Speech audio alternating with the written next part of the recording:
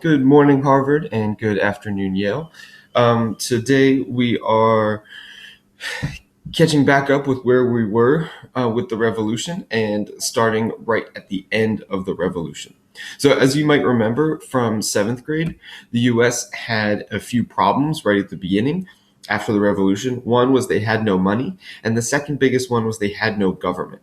So, today we're going to be talking about that government, and we're going to start with vocabulary and then move into all those issues. So, the first vocabulary word is the Continental Congress. And that is the group of patriots who met to make laws during the revolution.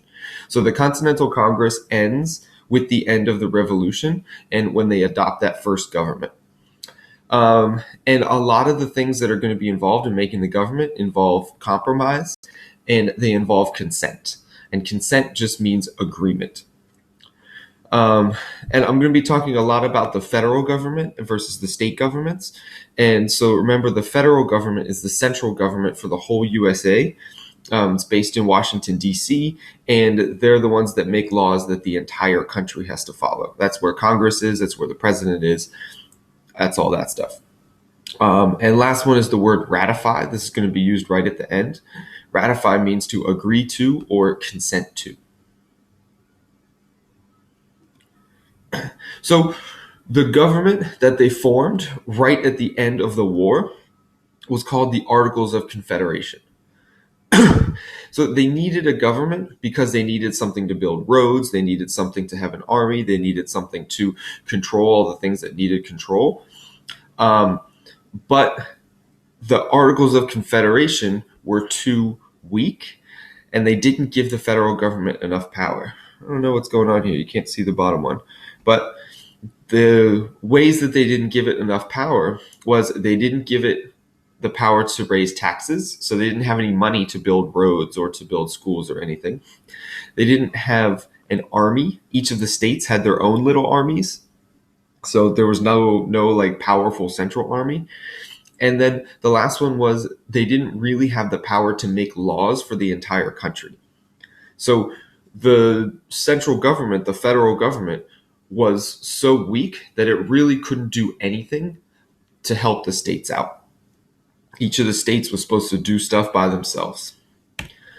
So one of the things that happened was you had this guy named Daniel Shays, that's him right there, and he started a farmers' revolution in Massachusetts. So he basically started to take over Massachusetts all by himself.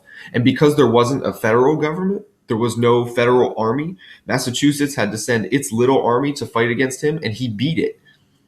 So he was showing that each of the states themselves aren't strong enough to solve all the problems. And they showed that the federal government was too weak to help out because the federal government didn't have an army. It couldn't do anything to stop Daniel Shays. So once people saw what was happening, they realized that they needed a new government. So they got together at the Constitutional Convention in Philadelphia to write a new constitution. And the constitution is what's going to define our government, to set out the rules and regulations and procedures for our government from that day forward until today. We still have the constitution today. But what they had to do there was they had to compromise on lots and lots of things. One of them was the Three-Fifths Compromise about how to count slaves, and another one was the Great Compromise about representation. We're going to see these two. So the Three-Fifths Compromise, it was between the northern states and the southern states, and they agreed to count African Americans as 3/5 of a person when counting population. So you actually had the southern states wanted African Americans to count as whole people because they wanted more votes for themselves, even though they weren't going to let African Americans vote. Whereas the northern states, they wanted not to count African Americans at all, so then the northern states would get more votes. The next one is the Great Compromise. So you had small states like New Jersey who wanted equal representation. They wanted like everybody to have 2 senators. And then you had Virginia, which was a huge state and had lots and lots of people. They wanted it to be more like the House of Representatives, where the number of representatives you have depends on your population. So what they did was they compromised and they did one house like the Senate and one house like the House of Representatives. And that way they both got their way and they had to work together. The biggest compromise, though, was between two groups. One was called the Federalists and one was the Anti-Federalists.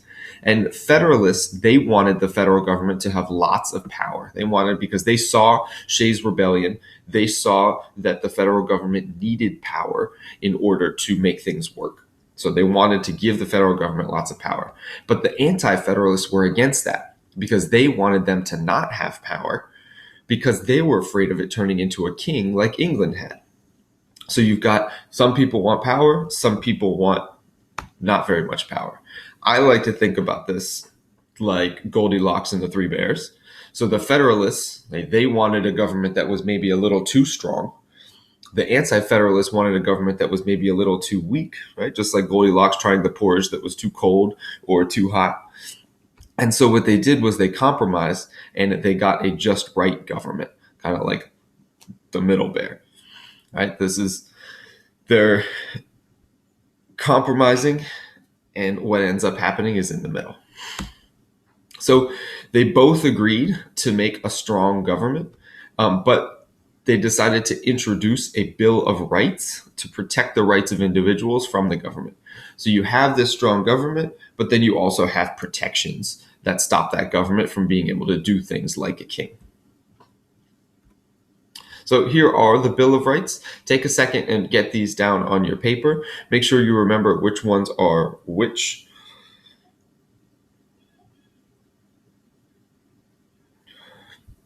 So this one, actually right here, if you've been following the news, there was a newspaper in France that had been attacked because it had decided to print some cartoons that were offensive to some people.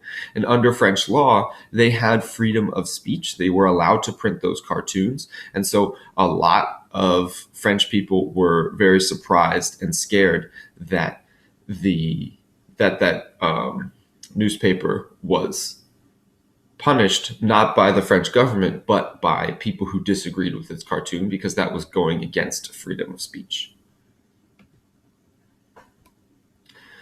So the Constitution included all kinds of other ways and other ideas that made sure that no one got too much power. The three biggest ones are separation of powers, checks and balances, and federalism. We're going to look at all three of these very briefly. So the first one is separation of powers, and that just means that the power is divided into three branches. Remember, the legislative branch makes laws, the executive branch enforces the laws, and the judicial branch interprets or checks the laws. And so you have each of the branches have their own job, so no one person can do everything. No one person has too much power. And then on top of that, they have checks and balances. So each branch has some power over the others. For example, the president can veto laws that Congress makes, but Congress can override the president. Congress can also impeach the president, so they have power against each other. They can do things against each other. The Senate gets to nominate judges, but the Senate or the president gets to nominate the judges, but the Senate gets to decide if they're okay or not. So you've got a lot of different ways that they are controlling each other and balancing the power, making sure that nobody has too much. The last one is federalism. Federalism is the fact that power is divided between the federal and state governments. So if you look at this chart right here, it gives you the powers for the federal government, the national government, powers for the state governments, and then things that they can both do. So answer these questions, see if you can remember all your stuff about federalism, checks and balances, and separation of powers.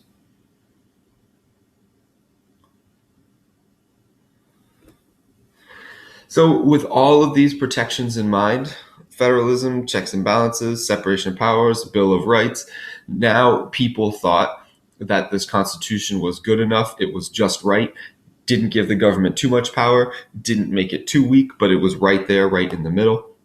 So what the states did was they all ratified the Constitution. This cartoon here, you'll see all the time. It's about ratification of the Constitution. And each of these pillars stands for the states. There's Delaware, Pennsylvania, New Jersey, Georgia, Connecticut, Massachusetts is coming up. So each of these pillars stands for one of the states who ratified, accepted, agreed to the Constitution so it could be for the entire country. And here's a map of how that happened. Each of these has the dates that they ratified it in. And so here you go. Here are all the 13 colonies at that time who ratified the Constitution. And so still today, we have the same Constitution that they had back then. Tomorrow, we're going to be doing Western expansion. So get ready.